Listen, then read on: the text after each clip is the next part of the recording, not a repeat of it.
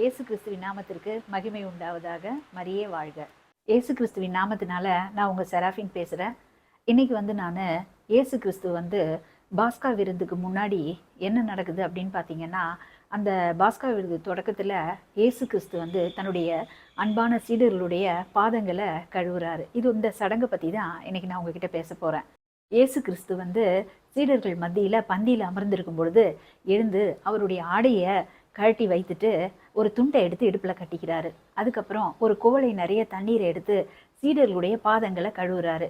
அப்போது அந்த 12 சீடர்களில் ஒருவரான சீமோன் பேதுரு என்ன சொல்கிறாரு, ஆண்டவரே இது என்ன, இது நீங்கள் போயா எங்கள் பாதங்களை கழுவுறது அப்படின்னு சொல்கிறாரு. சீமோன் பேதுரு இயேசு கிட்ட கேட்குறாரு, ஆண்டவரே நீரா என் காலடிகளை கழுவ போகிறீர் அப்படின்னு கேட்குறாரு. அதுக்கு இயேசு சொல்கிறாரு, நான் செய்வது இன்னதென்று இப்போது உனக்கு தெரியாது, பின்னரே தெரிந்து கொள்வாய் அப்படின்னு சொல்கிறாரு.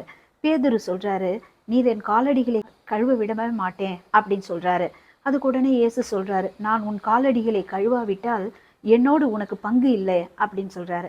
அதுக்கு உடனே சீமான் பேதுரு என்ன சொல்கிறாரு, அப்படியானால் ஆண்டவரே என் காலடிகளை மட்டும் அல்ல என் கைகளையும் தலையையும் கூட கழுவும் அப்படின்னு சொல்கிறாரு. இயேசு அவரிடம் சொல்கிறாரு, குளித்து விட்டவர் தம் காலடிகளை மட்டும் கழுவினால் போதும், அவர் தூய்மையாகி விடுவார். நீங்களும் தூய்மையாய் இருக்கிறீர்கள், ஆனாலும் அனைவரும் தூய்மையாய் இல்லை என்றார். அது எதனால் அப்படி சொல்றாரு அப்படின்னு பார்த்தா, தன்னை காட்டி கொடுப்பவர் என்று அவருக்கு ஏற்கனவே தெரிந்திருந்தது. எனவே தான் உங்களுள் அனைவரும் தூய்மையாய் இல்லை அப்படின்னு சொல்றாரு. நான் உங்களுக்கு செய்வது என்னதென்று உங்களுக்கு புரிகிறதா அப்படின்னு கேட்குறாரு. ஆண்டவர் சொல்றாரு, என்னை நீங்க போதகர் என்றும் ஆண்டவர் என்றும் அழைக்கிறீர்கள். நீங்கள் அவ்வாறு கூப்பிடுவது முறையே. நான் போதகர் தான், நான் ஆண்டவர் தான். ஆகவே ஆண்டவரும் போதகருமான நான் உங்கள் காலடிகளை கழுவினேன் என்றால் நீங்களும் ஒருவர் மற்றவருடைய காலடிகளை கழுவ கடமைப்பட்டிருக்கிறீர்கள். நான் செய்வது போல் நீங்களும் செய்யுமாறு நான் உங்களுக்கு முன்மாதிரி காட்டினேன்.